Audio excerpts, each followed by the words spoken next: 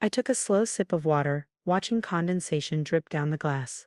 The beach house in question, my beach house, sat on 2 acres of prime oceanfront property in Newport Beach, a $12.5 million estate I'd purchased after 3 years of careful planning and strategic investment. Marcus worked so hard at the bank, Mom continued, her voice taking on that familiar guilt-inducing tone. Vice President at 35, 3 beautiful children, and Sarah's expecting again. They really need the space. I set my glass down carefully. Mom, that's my home. I bought it myself. With what money? Marcus scoffed from across the table. Everyone knows tech support doesn't pay that well. He adjusted his Rolex Dad's retirement gift to him, and shared a knowing look with Mom. For 6 years, they'd believed I worked basic IT at a small startup. It was easier that way. Let them think I was the family underachiever while I built something real, something they couldn't interfere with or try to control. The point is, Dad interjected, your brother has a growing family. You're single working that little computer job. Be reasonable, son. I studied my father's face. The same man who'd pushed Marcus into banking because that's where real men make their fortunes. The same man who dismissed my interest in software development as playing with computers. The house isn't for sale, I said quietly. Mom's fork clattered against her plate. This isn't about selling. This is about family. Marcus can't afford that neighborhood yet on his salary, but you somehow got lucky with that property. It's time to think about what's right. Lucky, that's what they always assumed. Pure luck that their underachieving younger son had managed to buy a beachfront property. Not the fact that my little computer job had evolved into quantum security solutions, now valued at $4.7 billion. Not the 3 patents that had revolutionized cybersecurity. Not the 80-hour weeks I'd pulled while Marcus was bragging about his corner office. I've thought about it, I replied, maintaining my calm. The answer is no. This is exactly your problem. Alexander, Dad's voice rose sharply. Always been selfish. Your brother's given this family nothing but pride. Vice President at First Capital, respected in the community. What have you done, except hide in your little tech job, and somehow stumble into property you don't deserve? I felt my phone vibrate in my pocket. Probably another alert about Marcus's gambling debts. The ones I'd been quietly covering for the past year through shell companies to protect Mom and Dad from the truth. The ones that would destroy his perfect image if they ever came to light. The beach house is mine, I repeated firmly. I worked for it. I earned it. Marcus laughed, that same dismissive laugh he'd used since we were kids. Earned it, please. We all know you must have gotten lucky with some tech stock or cryptocurrency nonsense. Real success comes from actual work, little brother. Like what I do. I thought about the USB drive in my pocket. The one containing security footage from the Bellagio showing exactly how Marcus spent his business trips to Vegas. The credit card statements. The threatening emails from loan sharks. The evidence of him embezzling from his own clients to cover his tracks. Speaking of work, Marcus continued, cutting into his steak with practiced precision. Sarah's already planning how to redecorate. The kids need a proper playroom, so that ridiculous home office of yours will have to go. We'll need the keys by next weekend. Mom beamed. That's wonderful. Alexander, see how much thought they've put into this. This is what family means. I pushed my chair back slowly. I have a meeting in 20 minutes. But before I go, let me be very clear. The beach house is mine. Marcus isn't getting it. End of discussion. You ungrateful little. Dad started to rise, but Mom put a hand on his arm. Alexander James Davidson. She used my full name, her voice trembling with disapproval. Your brother has provided for this family. He's given us grandchildren. He's upheld the Davidson name while you've hidden away with your computers. You owe him this. I stood up, straightening my jacket, the same Brioni suit I'd worn to sign my company's latest acquisition. I don't owe anyone anything, and Marcus should focus on his own finances instead of trying to take my property. Marcus's face reddened. What's that supposed to mean? Nothing, I replied calmly, just making an observation. You know what? Marcus pushed back from the table. This is ridiculous. Dad, we should just call James at the bank. Get the property assessed. Force a sale through legal channels. Alexander clearly doesn't understand family obligations. I almost smiled. James Anderson, Marcus's go-to banker for his schemes. The same James Anderson, who now worked for one of my shell companies, documenting every questionable transaction Marcus had ever made. That won't be necessary, I said, checking my actual Rolex, not a gift, but bought with my first million. The house isn't under any bank's jurisdiction. It's fully paid for. Impossible. Marcus sputtered. That property's worth at least 12 million. 12.5. I corrected quietly, plus another million in renovations. The table fell silent. I could see the calculations happening behind their eyes. Even in their wildest dreams of my luck, they'd assumed I'd mortgaged myself to the hilt. Alexander. Mom's voice had shifted to concern now. What have you gotten yourself into? If you're involved in something illegal. Really, Mom? That's your first assumption. I pulled out my phone, checking the time. I have to go, but since you're all so interested in my property, why don't we meet tomorrow? I'll have my lawyer present everything you need to see. Lawyer? Dad scoffed. Since when do you have a lawyer? Since I needed one to manage my assets. I replied. Bring Marcus's bank statements. Should make for an interesting discussion. Marcus's fork clattered to his plate. What are you talking about? Tomorrow 2 p.m. My office. Your tech support desk, you mean? Marcus tried to sneer, but I caught the tremor in his voice. No, my actual office. I'll text you the address. I turned to leave, then paused. Oh, and Marcus, maybe don't make any large purchases tonight. Your cards might not work. I walked out, leaving them in stunned silence. As I reached my car, not the modest Honda they thought I drove, but the Aston Martin I'd kept in a private garage, my phone buzzed again. Another alert, Marcus trying to access his emergency credit line. The one I'd quietly bought and frozen an hour ago. Tomorrow would change everything. 6 years of carefully maintained appearances would finally end. The truth about Marcus's gambling. About my success. About who really supported this family. It would all come out. I started the engine, enjoying its quiet purr. My little computer job had done more than buy a beach house. It had built an empire. And tomorrow my family would finally understand exactly what their underachiever had become. The drive to my real office took 20 minutes. Not the startup they thought I worked for, but the gleaming 40-story building, downtown that housed Quantum Security Solutions. My security badge. Not a visitor's pass or contractor's card, but the CEO's private elevator access, took me straight to the top floor. Sarah, Marcus's wife, was waiting in my office, not the cheerful, entitled woman who appeared at family dinners, but the worried wife who'd come to me 3 months ago when she discovered the extent of Marcus's gambling. They're still planning to take the house, she said without preamble. Marcus called his lawyer the moment you left. I loosened my tie, settling behind my desk. I know, the lawyer called me right after. You what? I own his firm, I explained, pulling up the security footage from dinner on my laptop. Every angle, every conversation, all perfectly captured. Just like I own the bank Marcus works for, the real estate agency he's planning to contact, the credit cards he's trying to use right now. Sarah sank into a chair. All this time, you've been protecting him, protecting us, family obligations, I said quietly, using Mom's own words. But it's time for things to change. The children's college funds, her voice trembled. Safe, in a trust he can't touch. I set it up the day you came to me. Tears welled in her eyes. Why didn't you tell them? All these years, letting them think.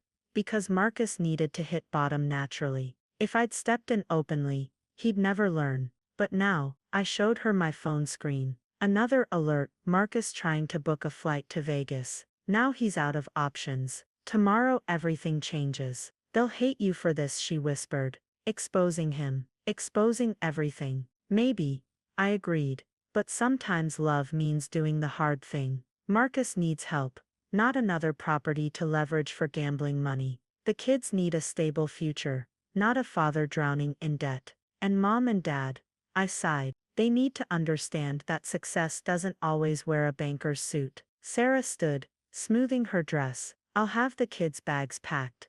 Just in case. The guest house at the beach is ready, I assured her. Everything you need will be there. Marcus can join you once he completes the program. The rehabilitation program you found.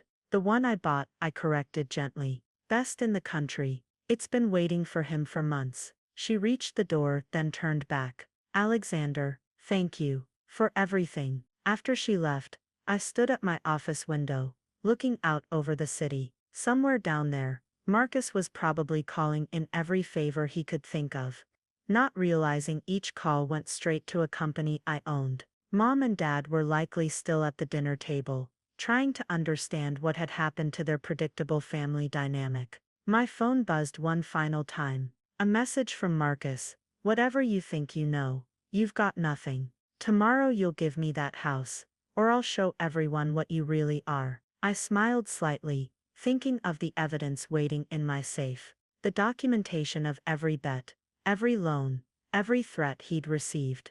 The proof of how far I'd gone to protect him, to protect all of them. Looking forward to it, big brother.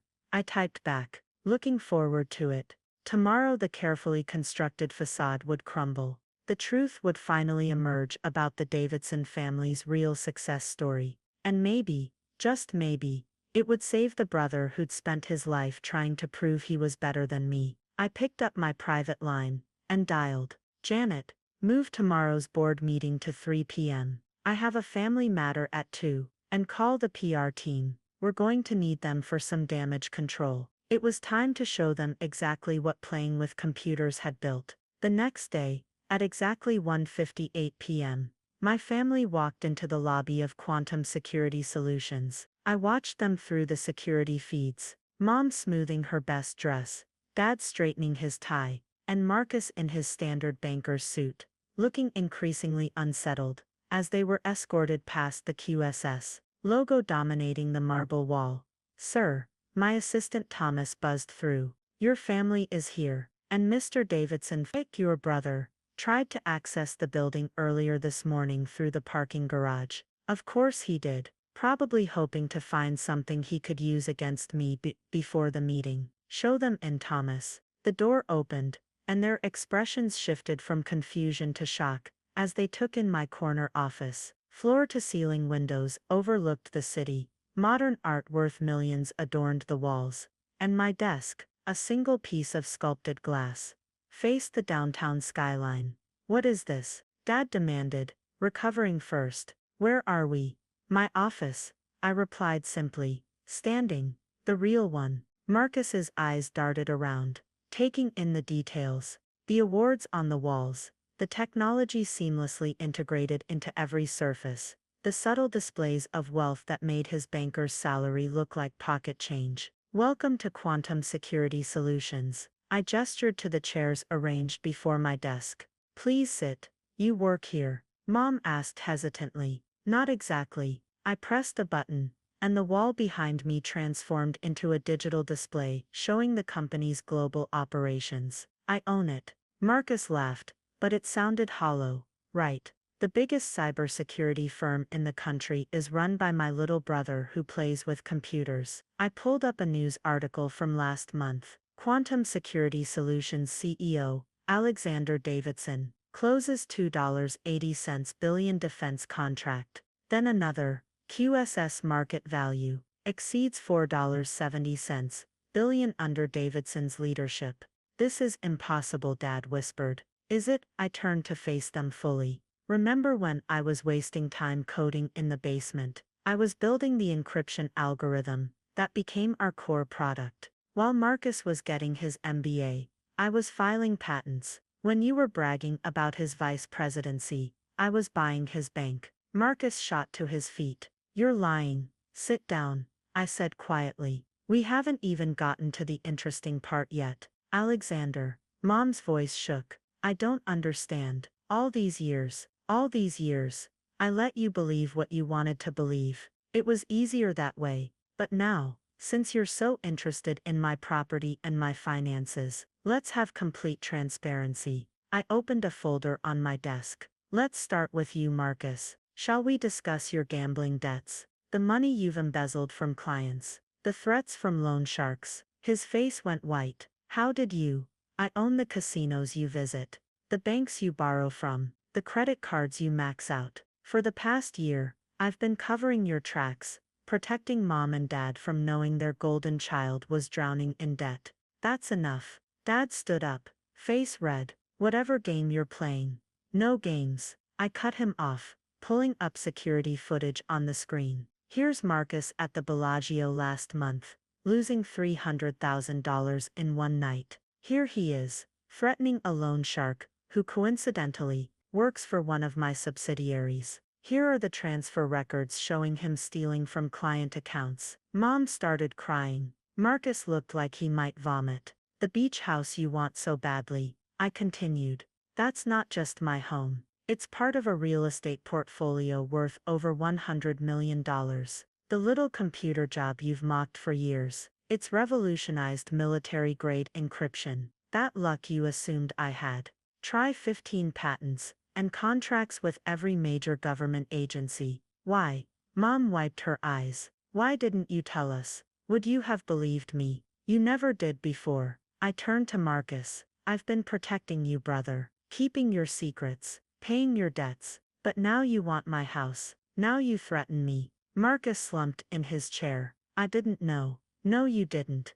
None of you did. Because it was easier to believe I was the family failure than to accept that success doesn't always look like you expect it to. I pressed another button, and the screens filled with financial records. Marcus owes $4.2 million to various creditors. He's stolen $1.7 million from clients. His gambling addiction has escalated to the point where he's betting his children's college funds. My babies, Mom whispered. They're safe, I assured her. I've been watching out for them too. Sarah came to me 3 months ago when she discovered the truth. The kids' money is in a trust Marcus can't touch. Dad's hands were shaking.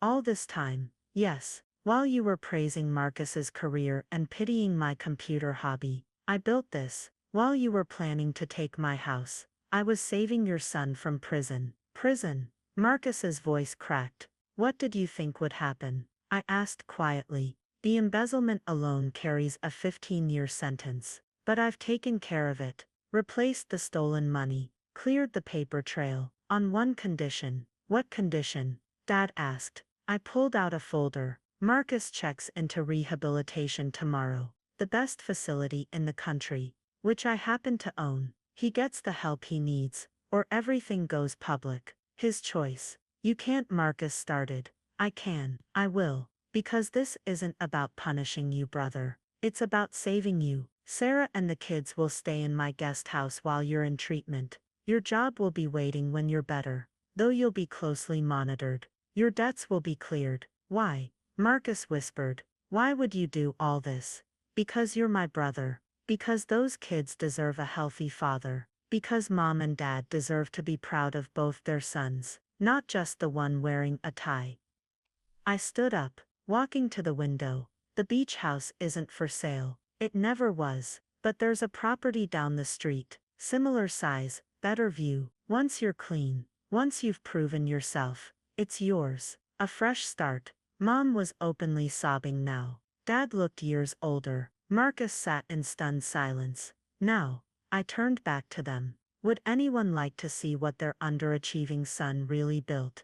The next hour was a blur of revelations. I showed them the company's global reach, the technological innovations, the real estate empire. With each disclosure, their understanding of who I was, who I'd always been, shifted dramatically. As security escorted them out later, Mom paused at the door. Alexander, I'm so sorry we never saw. It's okay, Mom. Sometimes the biggest successes are the quietest ones. After they left, I sat at my desk, looking at the family photo from last Christmas. Marcus standing proud in his banker's suit, me in the background with my modest life. Tomorrow, he'd check into rehab. Tomorrow, the family dynamic would forever change. But tonight, for the first time in years, they finally saw me, really saw me, and maybe that was worth more than any beach house could ever be.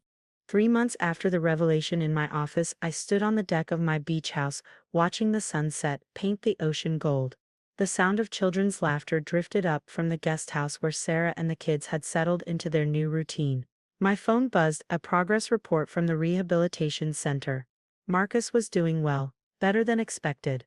90 days sober, actively participating in therapy, and finally confronting the demons that had driven him to gambling and theft. Mr. Davidson, Thomas's voice came through my earpiece. Your parents are here. These Sunday visits had become a new tradition. At first they'd been awkward, filled with apologies and attempts to understand how they'd missed so much. Now they were different. Real. Send them up. Mom and Dad looked more relaxed than I'd seen them in years. The weight of maintaining Marcus's facade had aged them. Its removal had given them new life. Alexander, Mom hugged me tightly. She'd stopped calling me Alex after learning about my success, as if finally seeing me as my own person deserved the full name. We brought dinner. From that little Italian place you own downtown, Dad added with a slight smile. He was still getting used to discovering how many businesses in the city belonged to his younger son. We settled on the deck, the ocean breeze carrying away the last of the day's heat. Below, Sarah was teaching the kids to build sandcastles on our private beach. Marcus called this morning. Mom said, carefully unpacking the food. He sounds different. He is different. I confirmed. The doctors say he's making exceptional progress. He's finally dealing with the pressure he put on himself, trying to live up to expectations. Dad's hand trembled slightly as he poured the wine. Our expectations. We did that to him. To both of you, you did what you thought was right. I said quietly. But maybe now we can all do better.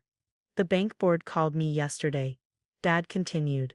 Asked if I knew my son was buying controlling interest in 3 more financial institutions. I smiled. 4 actually. The 4th deal closes tomorrow. You're bigger than First Capital now, aren't you? There was a note of pride in his voice that once had been reserved only for Marcus. The banking division is. But it's just a small part of what we do. I pulled out my tablet, showing them the latest project. We're launching a new security protocol next month. Government contract, it'll change how classified information is protected globally. Mom touched the screen gently. All those hours in the basement, you were building this future. While we were pushing you to be more like your brother. Dad's voice cracked. You were already so much more. The sound of footsteps made us turn. Sarah stood in the doorway, sand still clinging to her sundress. Sorry to interrupt, she smiled. The kids wanted to say goodnight to Uncle Alexander. My nieces and nephew bounded onto the deck, sandy feet and all, wrapping me in fierce hugs. They'd adapted to the changes better than anyone, accepting their temporary home and their father's absence with remarkable resilience. Did you check the special account? I asked Tommy, the oldest at 8. He nodded excitedly. My coding project earned 10 more points. And Katie's math scores went up too. The merit system I'd created rewarded their academic achievements with points they could exchange for treats and privileges. Already their grades had improved dramatically. That's wonderful. I gave them each a high five. Remember, when your dad comes home, he'll need your help staying strong. Being smart and successful is the best way to show him how. After the children left, Sarah lingered. Marcus asked about the house today. The one you promised. It'll be ready when he is. I assured her, but he needs to earn it this time. Really earn it. He's different now, she said softly. He talks about you differently. About everything differently. Success does that, Dad observed. Changes how you see the world. We just didn't see Alexander's success, because it didn't look like what we expected. Mom reached for my hand. The night you showed us your office, I couldn't sleep. Kept thinking about all the times we dismissed your work. Your choices. How many dinners did we spend praising Marcus while you sat quietly, running an empire we couldn't see? It doesn't matter now. I squeezed her hand. What matters is moving forward. Marcus will have his fresh start. The kids have their trust funds. And you, I smiled. You finally know who your sons really are. Both of them, Dad added firmly. Not just the one we could understand. As if on cue, my phone buzzed again. A message from Marcus. Board approved my return to work under supervision. Thank you for not giving up on me, little brother. I showed them the message. Mom wiped away tears. You know, Dad said thoughtfully. I always thought I knew what success looked like. Corner office, executive title, country club membership.